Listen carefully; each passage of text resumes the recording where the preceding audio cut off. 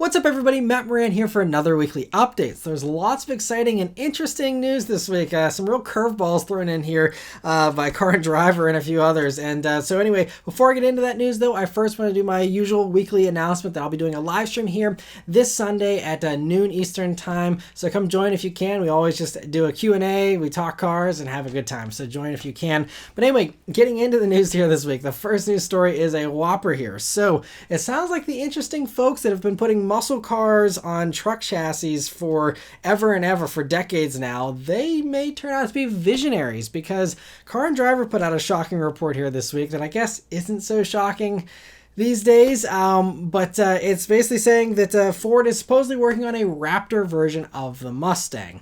And so I took the liberty of making my own rough rendering of what it potentially could look like here.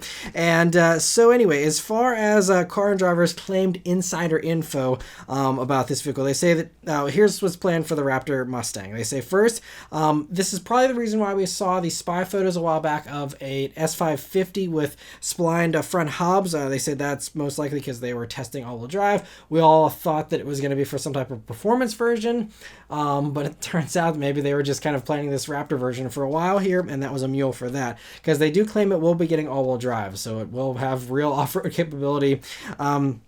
They say they also don't expect a 2-speed transfer case, though, due to the limited room in the Mustang transmission tunnel and all that. So it'll reportedly get an electronically controlled center diff, so a little more compromised than the other Raptors, and it'll only run through a 10-speed automatic. They say that you just can't have a manual with that setup, and it's just going to be automatic only for that reason. But the one thing, though, that is going to be thankfully sticking around is it's going to be offered with the 5-liter V8 engine, supposedly.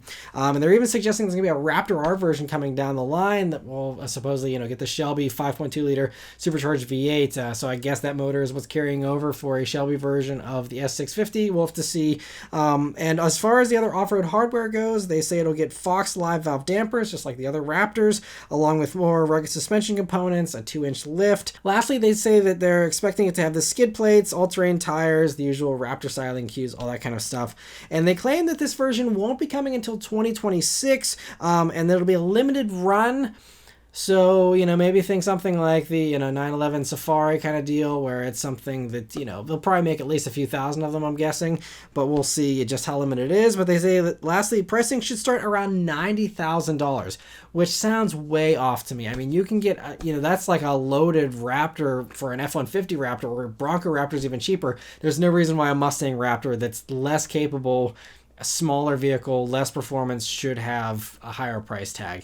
There's just no way. I don't know where they're getting that 90 grand price tag from. My guess is the thing will cost maybe 70, maybe put it around 20 grand premium over a regular GT, kind of like you see a 20 grand premium roughly going from, a nicely equipped F-150 up to the Raptor. So, I would guess 70. I don't know where they're getting that 90 from. But anyway, so let me know what you think about this in the comments below. I'm kind of split. Part of me thinks this is actually really cool, and people who've been wanting an all-wheel drive Mustang for a while now will probably be really excited about it, as long as you're okay with that off-road focus and the idea of a Raptor Mustang. But yeah, I'm sure a lot of people will be upset about this. And again, it's just kind of funny that this was embarrassing to have these cars on these truck platforms. It was the laughing stock of forums for decades, and then now this is the trend. But again, Lamborghini's doing it, Porsche's doing it. Why not Mustang, I guess? I mean, they already did the Mach-E thing, so, in comparison, this is actually, I think, a little more on brand. So anyway, let me know what you think about that, too, in the comments below.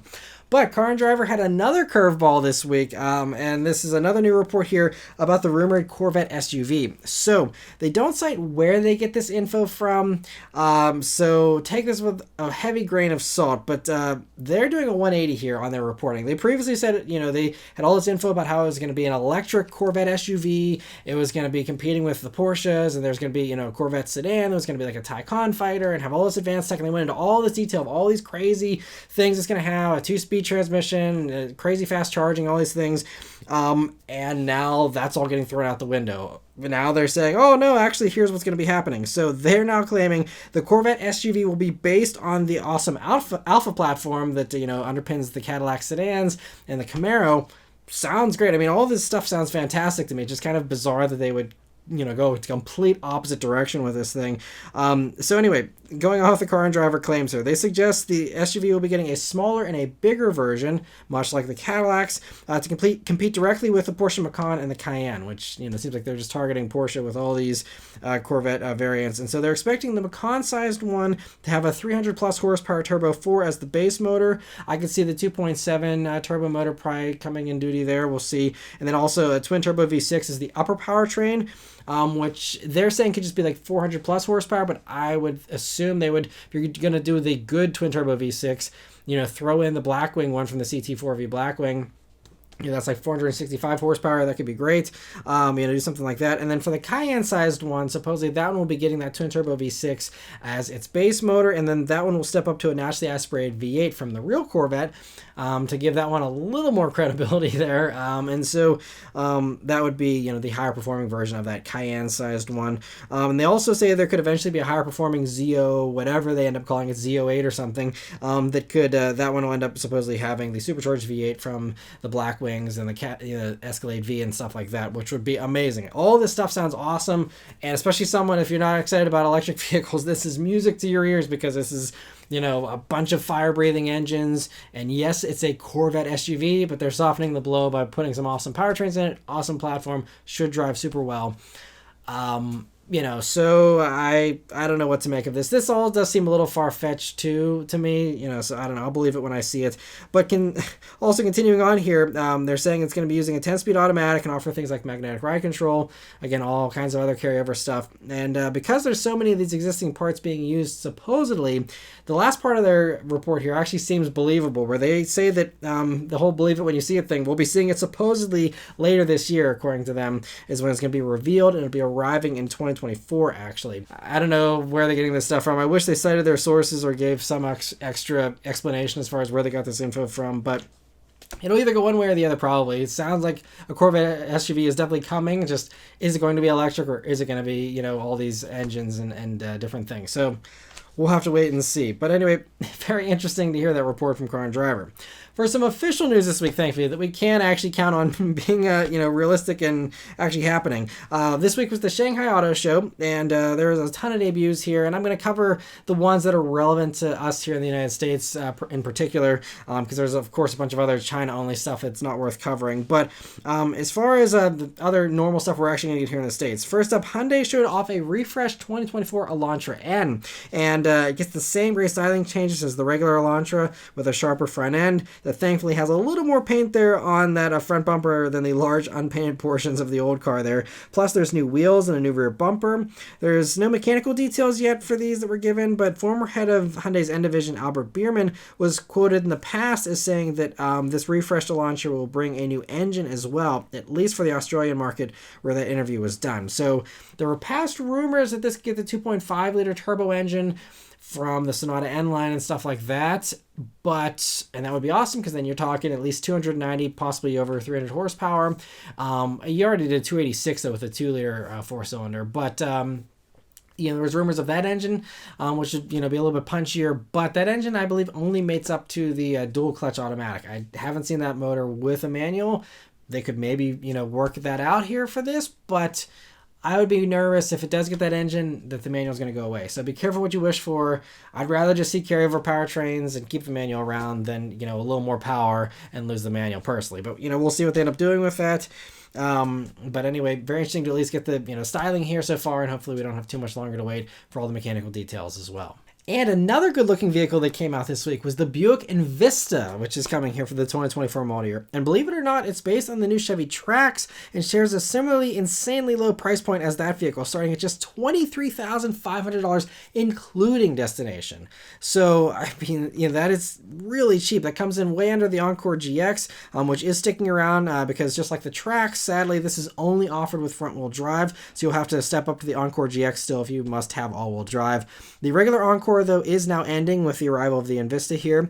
And so that low price gets you a 1.2-liter turbo 3-cylinder engine that does 136 horsepower and 162 pound-feet of torque and runs through a 6-speed automatic. Inside, they all get an 8-inch digital gauge cluster and an 11-inch touchscreen, both very impressive for the price tag as well, in my opinion. And I mean, a pretty nice interior, a nice little bit extra classiness over the Chevy Trax, which also, though, has a very nice interior for its, like $21,500 starting price, including destination on that one. But so yeah, they'll be arriving at dealers here this summer, and I think it'll sell just as well as the Trax, considering it's only a couple grand more than the Trax. Yes, it looks like you have a less boxy cargo area. It's kind of a coupe SUV thing, but it's the cheapest coupe SUV. It looks great. And I think it's going to be really premium, and it's going to feel a lot nicer than basically everything else that's starting at $23,500 out there, which isn't very much either these days. So the lack of affordable vehicles, the fact this thing actually looks great, has great tech, has the fine powertrain for the average commuter and stuff. I mean, this is going to be, I think, a home run for Buick. Could be one of their best selling models in recent times here. We'll have to wait and see how it plays out, but very, very promising, and really refreshing also to see that after years of bloated MSRPs from Buicks, I always, in all my reviews, I'd be like, well, this is priced way too high, but there's discounts. And GM always relied on discounts for the Buicks, especially, to be like, oh, well, in reality, we're actually selling them because they're going for $5,000 under sticker or whatever. Now you don't have to make that excuse. They actually have competitively priced MSRPs. No excuses necessary, and I just think it's great they're getting some good pricing on these Buicks finally. So anyway, very excited to see that Envista, and I'm sure you'll be seeing those things everywhere here. They'll be arriving this summer, by the way, so stay tuned for that. Another impressive and cool, good-looking vehicle that debuted here at the Shanghai Auto Show was the 2024 Lincoln Nautilus. And while the exterior styling here is really good in typical Lincoln fashion, it looks really sharp. I love the door handles that kind of migrated over from the late Continental. But the interior here is the real stunner. There's two curved 23.6-inch screens that are put together to span the width of almost the entire windshield here, plus another 11.1-inch screen that's touch-enabled and is used to control Apple CarPlay and Android Auto functions. So they give you the great, tech there of that very cool futuristic screen, but they still give you the functionality of a touchscreen. I love the way they set this up. It gives you everything, gives you lots of choices. I love it.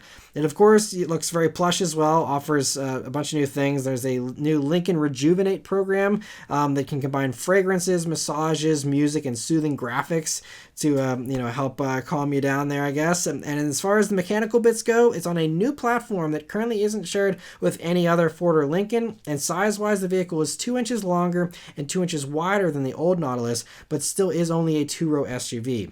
The base engine is a 2-liter turbo 4, but they say it's a new design, even though interestingly it does the same exact 250 horsepower and 275 pound-feet of torque as the other Ford and Lincolns roughly that use that 2-liter turbo. So we'll see how much of that is actually totally new, but they say it's new. Anyway, it runs through an 8-speed automatic and has all-wheel drive as standard.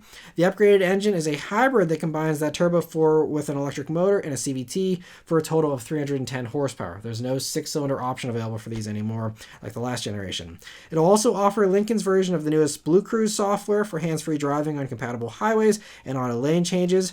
And the price, of course, has gone up to account for all the extra stuff, but it's gone up a good bit. It's now starting at $51,810 and going over $80,000 fully loaded, which is much higher than most of the other luxury two-row competitors. I think like even a Lexus RX 500H that I just did, brand new next generation Lexus, admittedly not as impressive as this as far as the interior, at least from first glance. But I mean, even one of those, with more power and stuff, I think those maxed out in the mid 60s somewhere. So I mean, this is way over that. I mean, 80 grand.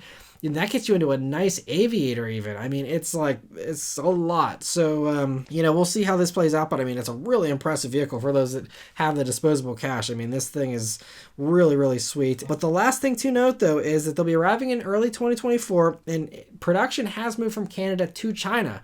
So they still think they're going to probably be selling more of these in China than the United States, I guess, because that's why I'm assuming they're building it in China and just shipping them over here to the States. But that's one thing to keep in mind is these will now all be China built for the the Nautilus, which is a pretty big change. So anyway, interesting to see that though, and I think it's just still a fantastic vehicle.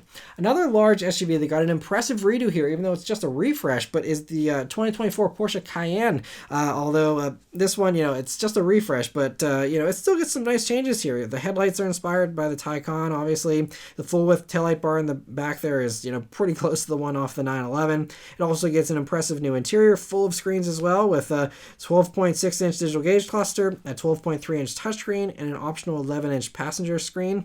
It gets the 911's little PDK shifter as well, although it's mounted much higher there, along with the new steering wheel and center console design. And the last big change is that the twist to start knob has been thrown out and swapped for an ordinary starter button instead.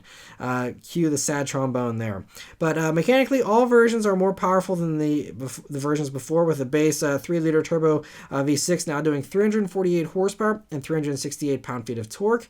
The e-hybrid adds on an electric motor to boost horsepower to 463 horsepower total, and it now gets a bigger 25.9 kilowatt-hour battery, although they haven't said how much extra range it gets. The last e-hybrid did like 17 miles of range. This battery should do a lot better. I'm hoping for maybe double the range at least, but yeah, no range was given on that yet. But surprisingly, the Cayenne S throws out its twin-turbo V6 and now comes with the 4-liter twin-turbo V8 instead. Now does 468 horsepower and 442 pound-feet of torque, which also does sound pretty conservative, even though it's over 30 more horsepower than before. But they say it'll do a 4.4 seconds 0 to 60. But I mean, it's really cool. A regular Cayenne S now, it's got twin-turbo V8. It's just pretty impressive, and for a company that's focusing more and more on electrification, going up in cylinder count just is something that we don't see very much of these days, so a little surprising. But then the last one they're revealing for now is the Turbo GT version, which climbs to 650 horsepower now from its twin turbo V8 and does a 3.1 seconds 0 to 60. The GTS Turbo and Turbo E hybrid versions will likely come later on, and all Cayennes also now get adaptive dampers along with other small improvements. Thankfully, they also finally now all get basic features like LED headlights, a proximity key, and lane keep assist as standard, just like a base Honda Civic. Hooray! We finally have caught up to the standard equipment you get on a $25,000, compact sedan. I don't know why these German companies like to nickel and dime people for that stupid stuff, but it was always so dumb, and so glad that you now get the same standard equipment as a Honda Civic and a Cayenne. So anyway, better late than never, I guess. So all of these improvements, though, do come at a price. So it'll be starting $7,200 more than before, with a base Cayenne now starting at $80,850. So they're available to order now, and they arrive this summer. Polestar has revealed the 4 at Shanghai, and it's their slightly lifted hatchback sedan. This is not replacing the 2 or anything. This is, going alongside. There's the Polestar 3 they just showed off, the SUV. This is the 4. There's going to be a 5, which will be a sedan, and, they'll go beyond that, I'm sure, as well. But anyways, this is the 4. It gets a lot of inspiration from the Precept concept and looks pretty good, but it's a bold choice to go with no rear window at all, with this thing relying only on a camera for rear visibility. And supposedly that camera also can switch to a mode where you can see the backseat passengers as well. But yeah, just kind of interesting. A company that's so focused on safety is potentially opening up a safety risk of not having. I'm hoping there's a washer for that rear camera, because I know those camera review mirrors on other vehicles do get gunked up pretty easily. So interesting move there to have no rear window. But anyway, inside it's pretty simple, with a 15.4-inch touchscreen that uses the Android Automotive operating system, but still thankfully does have Apple CarPlay compatibility. There's also a 10.2-inch gauge cluster and a 10.2-inch head-up display. The base model is rear-wheel drive and does 268 horsepower and 253 pound-feet of torque. The optional dual-motor version does an impressive 536 horsepower and 506 pound-feet of torque, and that one can do a 0 to 60 in under 3.8 seconds. If you want to take it even further, there's a performance pack which will add Brembo brakes and suspension improvements as well. And at launch, there's just going to be a 102 kilowatt-hour long-range battery, but a smaller battery will most likely be available eventually. But with the rear-wheel drive version, this battery gives it a range of over 300 miles. It'll be able to do 200 kilowatt fast charging, and it arrives in China first in November, but will come to the US here in 2024. And exact pricing hasn't been announced yet, but they say it should start around $60,000. So not too bad. And I think another great addition here to the lineup. And again, just nice to see companies offering new EVs, as Tesla continues to just keep going with the same few they've had for, dozens of years. years now, it seems. So anyway, great to see Polestar having some new additions. BMW has revealed a faster version of the i7 this week, the M70 xDrive. It gets a more powerful 6-phase rear motor that does 483 horsepower on its own, and combined with the front one does 650 horsepower total. Torque is 748 pound-feet in sport mode and climbs to 811 pound-feet when using launch control or the M Sport Boost mode. It'll do a 3.5 second 0 to 62, making it faster than basically everything in the BMW lineup except for the M8 and the top versions of the M3 and M4. It's powered by a battery with a 101.7 kilowatt hour usable capacity. It can do 295 miles of range, and it does 195 kilowatt fast charging. It gets unique suspension tuning, extra bracing, active roll control, and variable steering, as well as I think air suspension and all that. And they also get some minor trim changes inside and out, and there's no pricing for these yet, but those will be launching later this year. Maserati has also revealed the electric version of the Grecale called the Grecale Folgore. And so it's dual motors, do 550 horsepower and 605 pound-feet of torque. And while its battery size wasn't given, they claim a range of around 311 miles. Which is pretty good for that amount of power. That means it's going to have a big battery, but unfortunately it sounds like that big battery is going to charge pretty slowly, because unfortunately it does not get the same 800 volt system as the Gran Turismo for some reason. Instead, just getting a 400 volt system and likely much slower charging, sadly, as well. So it's not going to be super great as far as charging goes, but it gets unique styling, of course, as well, for better aerodynamics, and it still retains the signature Maserati grille, though, and the portholes even there in the fenders. Inside, it gets a 12.3-inch touchscreen and an 8.8-inch digital gauge cluster, and we'll have to wait for more details, like the release date or pricing. We don't have any of that kind of stuff yet, but I'm guessing that's coming here relatively soon, but cool to see that. Nissan has revealed the Arizon concept in Shanghai, and while it's just a concept car, they say it's based on the same platform as the Aria, meaning a production version could come fairly easily and to America potentially if Nissan thinks there's a market for a more boxy and rugged electric Nissan SUV here. So we'll have to wait and see, but I think it looks pretty cool, and I think the more options the better. Put it out there and see what people think, but I think a lot of people do love the boxy thing, especially here, so I think it would probably be something worth offering. But the last little bit of Shanghai news here I'm covering, at least for this week, is the debut of the MG Cyberster, which leaked last week, and I discussed it a little bit last week, but it looks even better here in the official images that just debuted. And so we only get a far-off look here at the inside, but it all looks very promising. And last week I reported that it likely would only be offered in China, but I'm happy to say that I was wrong, and it also will actually be offered in Europe and in the UK, and it'll be arriving in the summer of 2024. And so the official specs still aren't announced, but the leak from the Chinese government last week revealed a rear-wheel drive version with 309 horsepower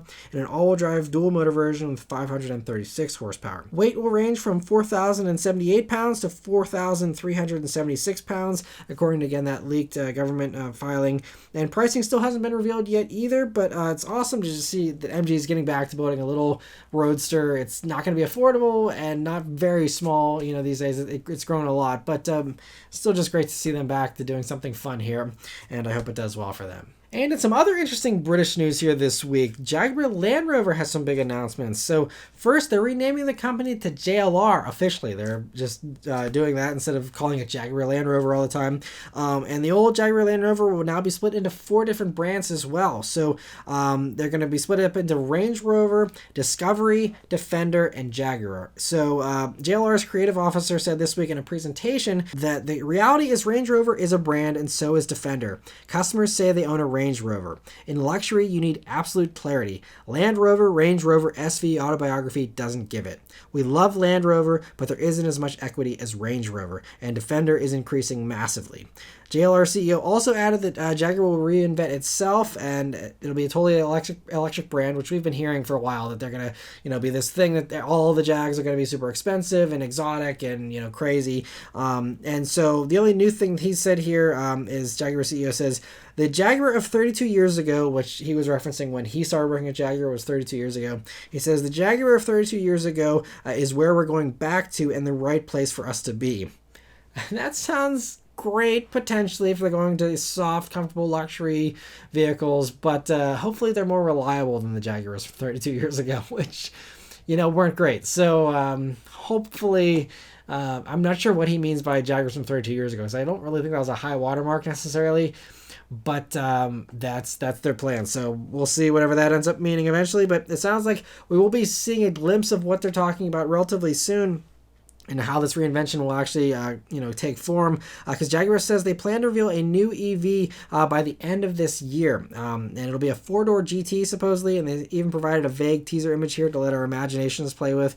They say it'll be the most powerful Jaguar ever, which means it has to top over 590 horsepower, which the XE Project 8 had, and that's the high watermark here. So they also say it's going to be on a new in-house platform called JEA, and they also claim a range of about 430 miles. That's probably on a WLTP test cycle.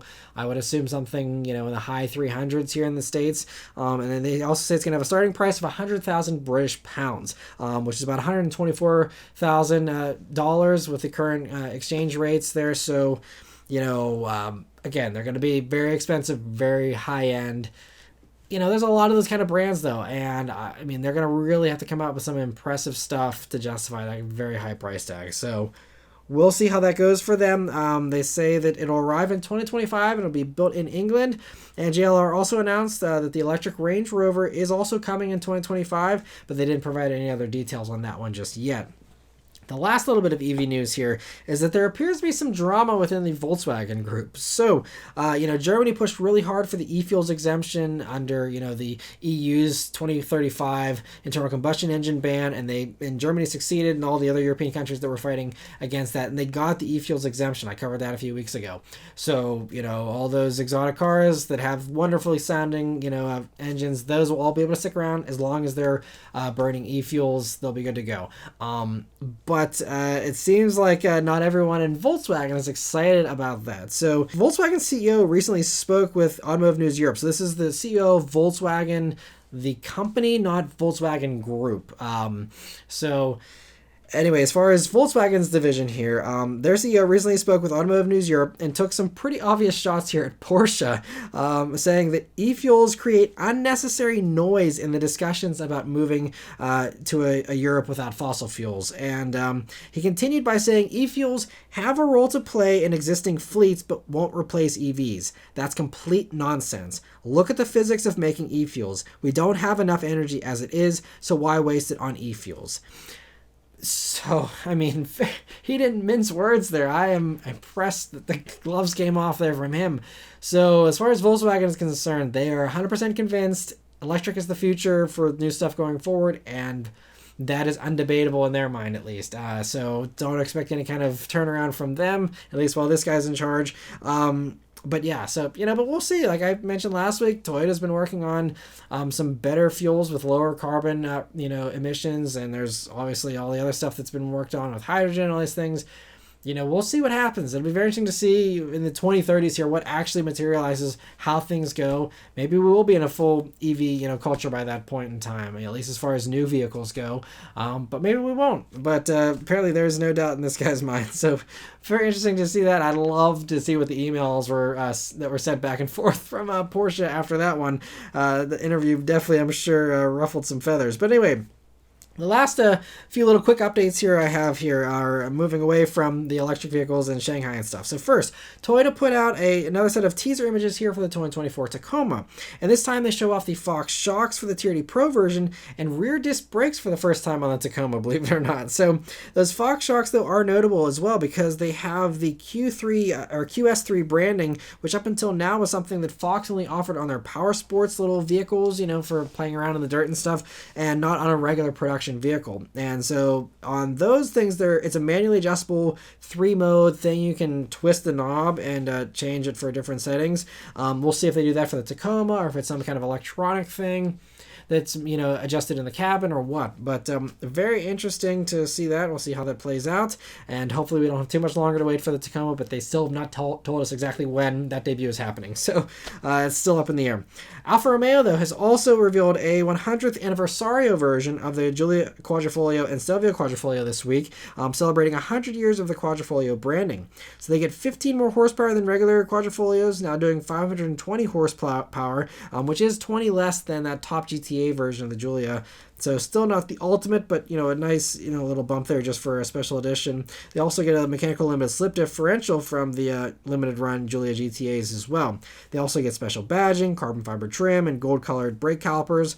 Only 100 of each will be built, but somewhat surprisingly, they'll actually be available for US buyers in addition to Europeans. So I guess they're not all sold out automatically immediately, and I guess there's some hope to actually get one here in the States if someone wants one that badly. But anyway, there's no pricing for those yet, but call your Alfa dealer if it's something you're interested in, I guess. Also, Lamborghini is celebrating their 60th birthday with a Huracan 60th Anniversary edition. There's actually 3 different editions, I should say. So they're doing one for the STO, one for the Technica, and one for the Evo Spider versions of the Huracan. So each edition gets 2 unique colors to pick from for the outside and the inside, and only 60 will be built of each, so 180 of these total.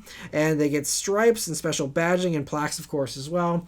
And look, really nice. And I don't know if this is the final send-off for the Huracan. There may be, still one more or a few more to go all throughout this year, because, there's talks that we'll see a new Huracan, I think either late this year or maybe, around this time next year. We'll have to wait and see. But anyway, Huracan seems to be on its way out, but I don't know. I think we still have a little more time to go on the Huracan, but interesting to hear that. And for the last special edition and the last news story here this week, Kia has revealed the details for the Stinger's Tribute Edition, which sends off the Stinger, and I'm assuming these are the last versions of the Stinger to be built. So 1,000 of them will be made, they've said now, for the world, and the US will get 440 of that 1,000. They'll only cost $1,500 more, though, which is very reasonable compared to a regular top-of-the-line Stinger GT. At least that's before the dealers get their hands on them and mark them up, probably.